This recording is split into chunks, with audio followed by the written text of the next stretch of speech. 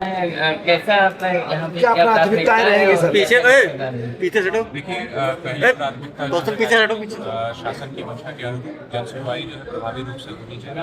उनमें शिकायतकर्ता आते हैं, यथासंभव और यथाशीघ्र उनकी जो है शिकायतों का निस्तारण और सभी वर्किंग डेज में जो है समय से जो है ऑफिस में जन सुनवाई हो, ये पहली प्राथमिकता होगी। इसके अतिरिक्त जो अपराध की स्थिति, अपराध पर प्रभावी नियंत्रण और उसका प्रिवेंशन, इस पर फोकस करने का प्रयत्न करूँगा। और तीसरी चीज़, जो ट्रैफिक कंजेशन के संबंध में कुछ लोगों से भी और मीडिया कर्मियों से भी जानकारी मिली, उस पर भी काम करने का प्रयास किया। सर, जैसे आपने कहा कि शिकायतें जो पीड़ित पक्ष थाने में जाए उनको रिसीविंग मिले, तो सर इस पे कैसे क्या किया जाएगा? देखिए, इसमें जो है सभी अभी जस्ट इंस्ट्रक्शन जारी किया है सभी थाने से लेके जो है पुलिस ऑफिस कार्यालय तक। जो भी शिकायतकर्ता आते हैं उन्हें शिकायतों की अपनी जो है रिसीविंग हम अगले हफ्ते से देंगे। उसके लिए जो हम कार्य कर रहे हैं, ताकि अगर किसी की सुनवाई में जो है विलम्ब होता है और उन्हें जो है बार बार शिकायतों से आना पड़ता है, तो उसे हम जो है सिस्टमेटिकली मॉनिटर कर सकें और उसका प्रभावी नियंत्रण कर सकें। और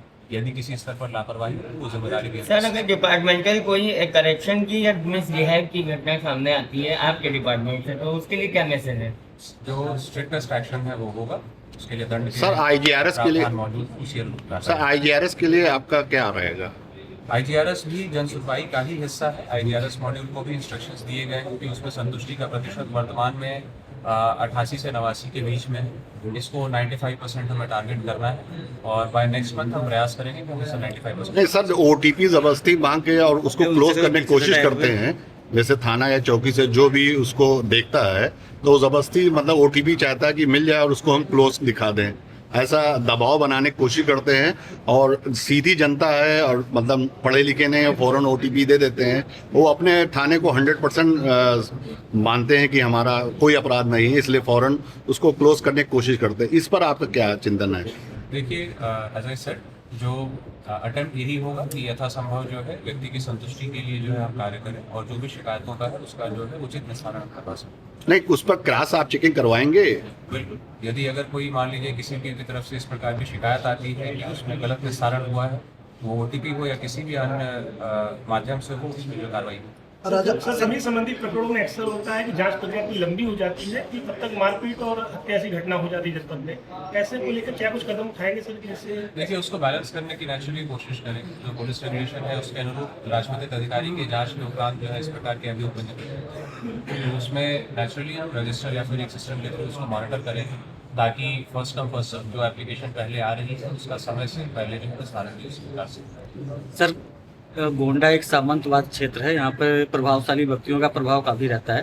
जैसे चौकी पे हो गया, चौकी इंचार्ज आपके या सचिव, उन प्रभावशाली व्यक्तियों के प्रभाव में रहते हैं, इसलिए सही से कार्य नहीं कर पाते। ऐसे में पीड़ित दर दर भटकता रहता है, जैसे आप कह रहे हैं कई बार शिकायतें करना पड़ता है। तो ऐसे अपने जो कर्मचारी हैं उनको किस तरह टैकल करेंगे आप, जो ऐसे बाहुबलियों के या दबंग व्यक्तियों के प्रभाव में आ जाते हैं? देखिए, एटलीस्ट 2 डिस्ट्रिक्ट्स में मैं 2 साल लगभग रहा हूँ और इतना मैं कह सकता हूँ कि मुझे ये अवसर मिला है कि मैं विदाउट प्रेशर पब्लिक को जो है न्याय देने में जो है यथासंभव मैंने प्रयास किया है और वहाँ पर मुझे प्रेशराइज नहीं होना पड़ा है। तो एज इट इज़ मैं कर्मचारियों से भी यही अपेक्षा करता हूँ और मुझे विश्वास है कि हम इस चीज़ को इंश्योर कर पाएँ। अराजक तत्वों के लिए क्या मैसेज है आपका सर? कानूनी विधिक प्रक्रिया हो वो अपनाई जाए। ठीक है सर, जनपद में साइबर अपराध की बात करें तो जो न्यू अकाउंट खोलने वाले बैंक हैं, ऐसे बैंकों के खिलाफ कुछ कार्रवाई होगी जो भारतीय खाते खोल देते हैं और अपने अपराध को जन्म देते हैं?